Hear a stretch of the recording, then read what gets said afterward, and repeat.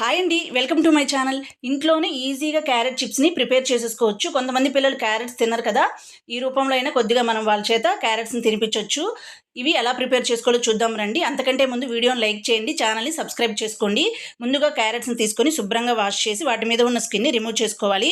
Remove చేసుకున్న తర్వాత వీడియోలో చూపించినట్లుగా పీసెస్ లాగా కట్ చేసుకొని ఇందులో రుచికి సరిపడా ఉప్పు, కొద్దిగా పసుపు, కొద్దిగా ధనియాల పొడి, కొద్దిగా జీలకర్ర పొడి, రుచికి సరిపడా కారం, అలాగే కొద్దిగా గరం మసాలా, 2 స్పూన్ల శనగపిండి, 2 స్పూన్ల బియ్యం పిండి, 1 స్పూను కార్న్‌ఫ్లోర్‌ని వేసుకొని అలాగే అల్లం వెల్లుల్లి పేస్ట్‌ని కూడా యాడ్ చేసుకొని అన్నీ బాగా కలిసేలా కలుపుకోవాలి.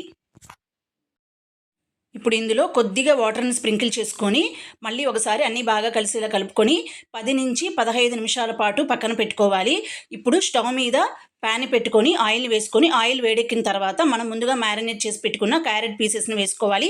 అన్నీ ఒకేసారి వేయకుండా వీడియోలో చూపించినట్లు కొద్ది కొద్దిగా వేసుకొని గోల్డ్ కలర్కి వచ్చేంత వరకు ఫ్రై చేసుకోవాలి.